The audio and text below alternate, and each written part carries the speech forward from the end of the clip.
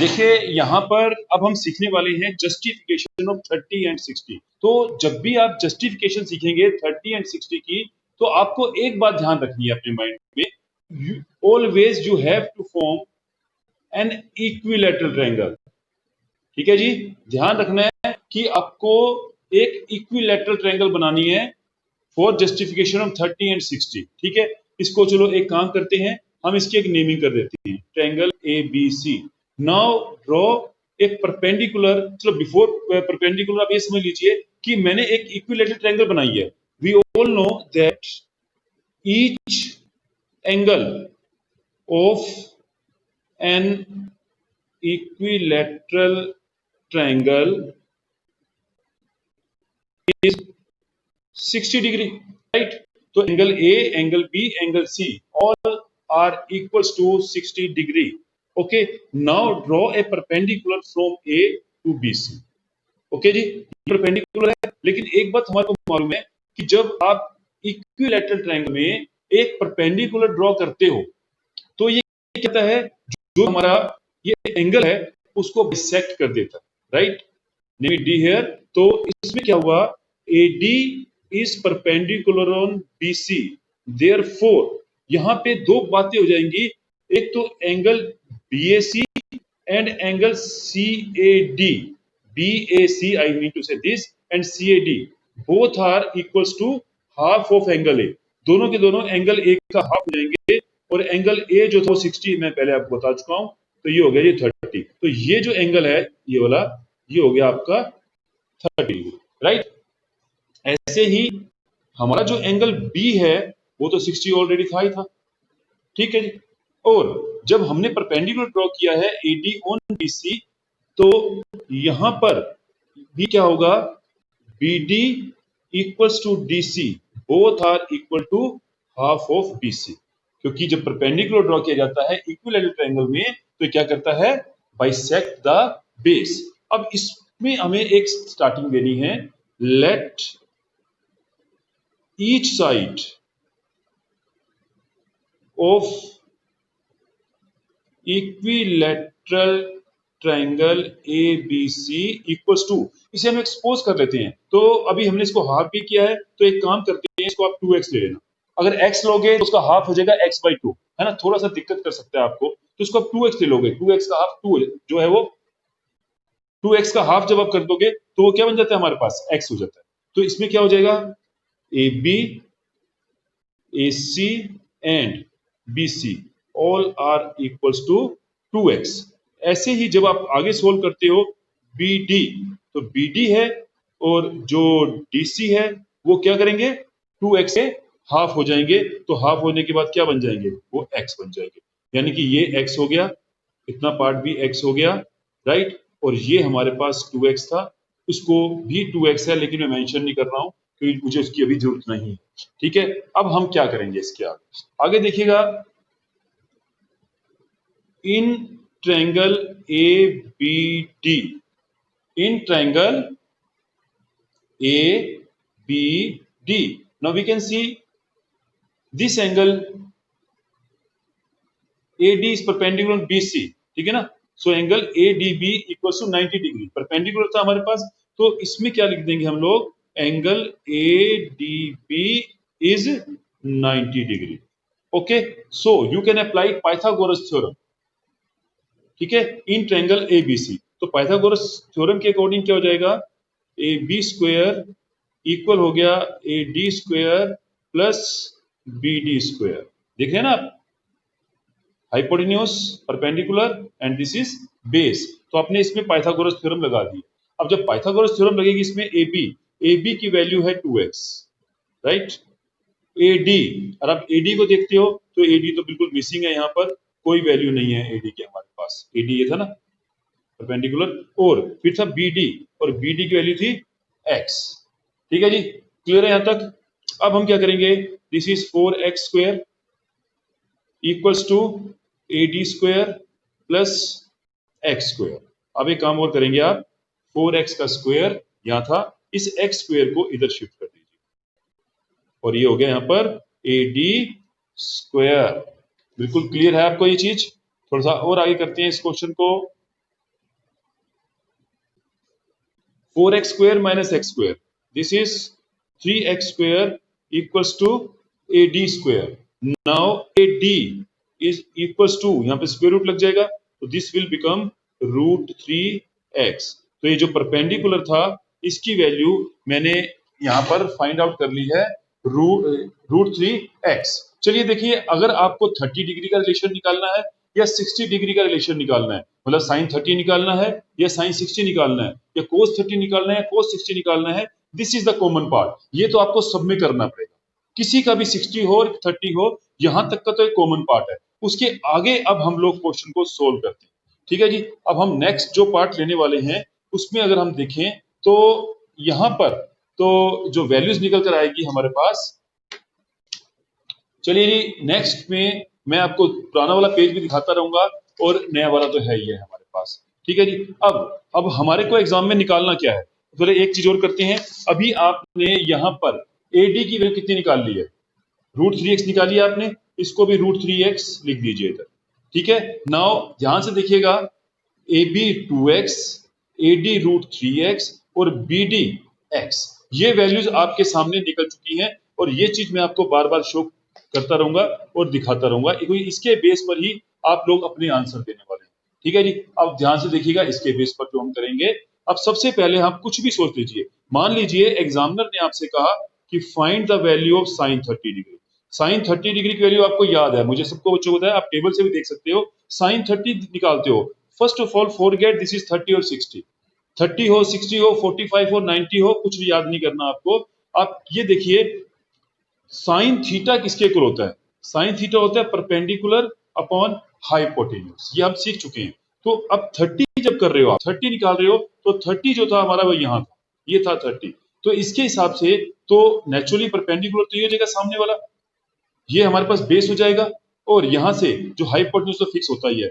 तो sine theta जो होता है वो होता है परपेंडिकुलर, और जब हमारा थीटा ए होगा, क्योंकि 30 इधर था, तो परपेंडिकुलर तो हो जाता है मेरे पास BD, और जो हाइपोटेन्यूज था वो हो जाता है AB. राइट. यहां से BD की वैल्यू अगर मैं क्वेश्चन में देखता हूं तो वो है x, और AB की वैल्यू देखता हूं तो वो है 2x. जब आप x से x को कट देते हो, ये हो गया 1/2. अब आप मुझे बताइए, टेबल जो आपके पास होती है, साइन 30 की वैल्यू 1/2 आप निकाल चुके हो, पहले निकाल के चुके हो, लर्न है आपको, ये होती है. चलिए इसी चीज के अंदर अब हम लोग जो है वो किसकी निकालते हैं, साइन 60 की निकालते हैं. इधर साइन 60. ठीक है. मैंने आपको बताया 30 और 60 निकाल सकते हो इससे आप. अब जब साइन 60 निकालते हो तो भाई वो भी तो फार्मूला परपेंडिकुलर अपॉन में हाइपोटेन्यूज होगा. ठीक है. लेकिन इस बार जो है हमारा जो डायरेक्शन बदल गई, ये है साइन 60. ठीक है. अब 60 इधर था, 60 यहां था, तो इसके हिसाब से अब परपेंडिकुलर AD हो जाएगा, है ना.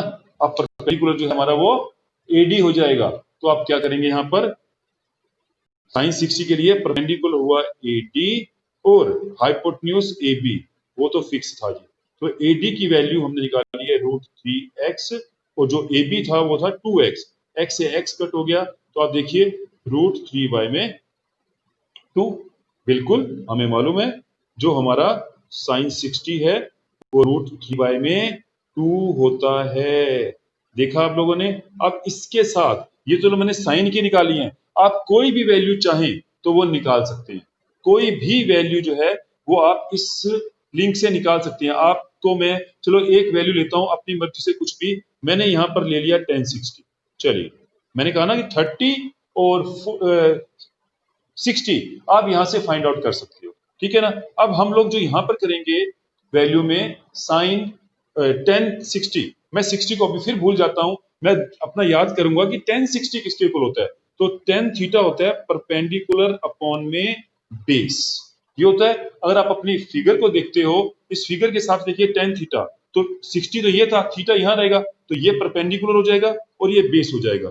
तो ये हो जाता है मेरे पास AD और बेस था BD. तो यहां पर जो वैल्यू पुटअप की जाएगी AD की वैल्यू अगर आप अपने क्वेश्चन में देखते हो वो थी √3x, वो थी √3x, और BD की वैल्यू क्वेश्चन में हमारे को x दिखाई दे रही है, तो ये डाला मैंने x से x काट दिया, तो ये हो गया जी √3. तो हमें तो सबको मालूम है भाई 1060 किसके इक्वल होता है, 3। देखा आप लोगों ने। अब 30, 60 कोई भी वैल्यूज है आप इस कंसेप्ट को यूज करके निकाल सकते हो, और अब मुझे पूरा है कि आपको समझ में आ गया होगा ये वाला चीज में। ठीक है जी। तो इसको आप स्टार्ट होता है हमारा क्वेश्चन 45 डिग्री। देखिए justification of T ratios of 45 degree. अब 45 की जो जस्टिफिकेशन होती है, इसके लिए हमें फर्स्ट ऑफ ऑल करना क्या है। इसके लिए आप एक ट्रायंगल फॉर्म करते हैं, that must be A right angle triangle, right. और राइट एंगल ट्रायंगल के साथ में आपको एक वर्ड और जोड़ूंगा साथ में। राइट एंगल ट्रायंगल तो ये है ही है, और साथ में आइसोसेलेस भी हो गई है। This is isosceles right angle triangle. Isosceles means this angle is 90 and this side is equals to this.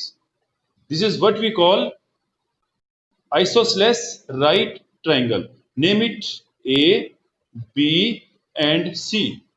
Okay. अब देखिए हमने आपको एक बात बताई कि हम कंसेप्ट सीखने जा रहे हैं 45 डिग्री का। It means sin 45, cos 45, tan 45, cosec 45, जितने भी 45 है वो इस लिंक से निकलेंगे। तो मतलब जो उसका बेसिक है कि ट्रायंगल कौन सी बनती है, तो मैंने आपको कौन सी बताई, आइसोसेलेस राइट ट्रायंगल। अब इसमें क्या करते हैं, लेट ईच साइड, ठीक है, each side of equal sides, जो हमारी इक्वल डायमेंशन कह सकते हो इसको आप, जो इक्वल डायमेंशन वाली जो साइड है वो ए बी है और बी सी है। इसको आप कुछ सपोज कर लेते हैं, ठीक है, बी इक्वल्स टू, चलो मैंने इसको ए मान लिया, तो इसमें क्या रहेगा, A B and B C both are equals to A, ये हमने सपोज कर लिया। ठीक है, आप एक्स मान लो, ए मान लो। चलिए जी, ए बी हो गया ए और बी सी भी हो गया ए, क्योंकि ए बी बी सी के इक्वल है। हमने आपसे पहले कहा था कि आपको ट्रायंगल कौन सी लेनी है, आइसोसेलेस राइट ट्रायंगल। तो आइसोसेलेस में ए बी बी सी के इक्वल था, ठीक है ना। अब यहां से अब आप लगाएंगे इन ट्रायंगल ए बी सी, और अब यहां पर पाइथागोरस थ्योरम अप्लाई हो जाएगा। ठीक है, इसमें पाइथागोरस थ्योरम जो अप्लाई करेंगे हम लोग, वो है A C square is equals to A B square plus B C square. ठीक है जी, ए सी की वैल्यू तो ऑलरेडी हमारे पास कुछ भी नहीं है, तो आप ये लगा दीजिए ए स्क्वायर प्लस में ए स्क्वायर, ठीक। Then A C square equals to 2a square and AC equals to root 2a, root 2a ये निकल गई आपकी। तो ये जो AC की वैल्यू है वो निकल गई रूट 2a। चलिए जी, ये तो हमारा जो बेसिक होता है वो हम लोगों ने निकाल लिया। अब इसके आगे हम जो क्वेश्चन सोल्व करते हैं, इसमें अब जो वर्किंग थी वो कंप्लीट है। अब आप ये देखिए, हमने अभी आपसे कहा था कि ए बी सी जो है वो आइसोसेलेस राइट ट्रायंगल है, ए बी बी सी के इक्वल है। If A B is equals to B C, then we can say that angle A is equals to angle C. भाई जब A B B C equal हैं, तो जो उसके opposite angles हैं वो इक्वल होंगे ना, angle opposite to sides are also equal. ये हमारे पास रीजन हुआ करता है ज्योमेट्री में, angle opposite to equal sides are also equal, ये होता है हमारे पास। तो ये वाला एंगल और ये वाला एंगल दोनों इक्वल हैं। अब इक्वल की बात कर रहे हैं हम यहाँ पर, एंगल बी तो मेरे पास 90 है, एंगल बी तो 90 है क्योंकि राइट ट्रायंगल हमारे को स्टार्टिंग से घेर रखी थी। तो इसका मतलब एंगल ए और सी जो हुआ, यहाँ पर एंगल ए और एंगल सी दोनों को टोटल करके 90 ही तो बनना चाहिए हमारा, क्योंकि एक ट्रायंगल के तीन एंगल का सम 180 होता है, और out of which angle B is 90, तो एंगल ए और सी का सम 90 बनना चाहिए। और हम बार बार कह रहे हैं कि एंगल ए एंगल सी के इक्वल है, तो इसका मतलब जो है वो एंगल ए और एंगल सी दोनों 45 45 के होने चाहिए। तो उन्होंने कहा एंगल ए और सी इक्वल हैं और दोनों का सम 90 है, तो एंगल ए भी 45 और एंगल सी भी 45। चलिए मैं यहाँ पर 45 लिख देता हूँ, कहीं पर भी लिख देना और क्वेश्चन सोल्व कर लेना, क्योंकि ऊपर भी 45 था। अब बारी आती है जी आपको ये सोल्व करने की। अब आप ये देखिए कि आपको क्या फाइंड आउट करना है, एग्जामिनर क्या पूछ लेता है। चलो सपोज करते हैं एग्जामिनर ने पूछ लिया कि भाई साइन 45 निकाल के दिखाओ, ये पूछ लिया एग्जामिनर ने। भाई साइन 45 का मतलब क्या हुआ, साइन थीटा होता है परपेंडिकुलर अपॉन में हाइपोटेन्यूज होता है वाला। तो इस क्वेश्चन के हिसाब से ट्रायंगल आपके सामने है परपेंडिकुलर, मैंने 45 इसको सपोज करके चल रहा हूं, मैंने डार्क कर दिया इसको, ठीक है। इसके हिसाब से परपेंडिकुलर तो ए बी हो गया, राइट, और हाइपोटेन्यूज तो फिक्स ही है जी ए सी। तो ए बी की वैल्यू जो है वो ए थी और जो ए सी की वैल्यू थी वो √2 ए थी। ए से जब काट दूंगा तो ये कितना आएगा 1/√2। अब आपको याद होगा कि साइन 45 की वैल्यू 1/√2 होती थी, याद होगा, है ना। एक और सोचो जी कोई भी, चलो इस बार ले लिया हम लोगों ने tan 45, सारे 45 के निकालने हैं, tan 45 ले लिया, 45 छोड़ देते हैं, tan थीटा होता है परपेंडिकुलर बाय में बेस। अब 45 यहां था, इसके हिसाब से परपेंडिकुलर तो ये भी हो गया और बेस हमारा हो गया BC। अब ए बी की वैल्यू क्या थी a और BC की वैल्यू भी a से a काट दिया तो ये 1 आ गया। tan 45 की वैल्यू क्या 1 नहीं होती? बिल्कुल होती है जी। ऐसे आप कोई भी वैल्यू आप देखोगे तो आपका आंसर जो है वो निकल कर आ जाएगा। चलो आपस में कुछ और सोचते हैं, sec 45 डिग्री ये निकालने को देखते हैं एग्जाम में। कुछ भी पूछ सकते हैं, मैंने आपसे कहा था sec 45। तो sec 45 अगर आप देखते हो तो फार्मूला आपको मालूम होना चाहिए। जो sec 45 क्या होगा हमारे पास, हमारा कोस थीटा का जो कन्वर्स होता है वो sec होता है, कोस होता है बेस बाय में हाइपोटेन्यूज। तो ये क्या हो जाएगा हाइपोटेन्यूज बाय में बेस। तो इसके हिसाब से sec 45 जो मेरा यहां था तो इसका हाइपोटेन्यूज वो तो फिक्स है जी, AC AC है, और जो बेस है इसके हिसाब से बेस कौन सा हुआ ये A, आप लिख देंगे यानी कि BC। तो अब वैल्यू डालिए जरा AC की वैल्यू, AC की वैल्यू क्वेश्चन में गिवन है √2A और BC की वैल्यू थी A से A कट गया। तो आप चेक कर लीजिए जी आपकी जो sec 45 डिग्री की वैल्यू √2 है, आप अपनी टेबल से चेक कर सकते हो कि वो क्वेश्चन हमारा सोल्व हो जाता है इस चीज से। ठीक है जी, आप कोई भी वैल्यू आप बोलिए तो आप निकाल सकते हो, इससे कोई प्रॉब्लम नहीं है। मैं साइन निकाल दिया, tan 45 निकाल दिया, अब आप और चाहते हो वैल्यूज तो और भी हम निकाल सकते हैं, कोई प्रॉब्लम नहीं है इसके लिए। चलिए cos 45 और निकाल लेते हैं।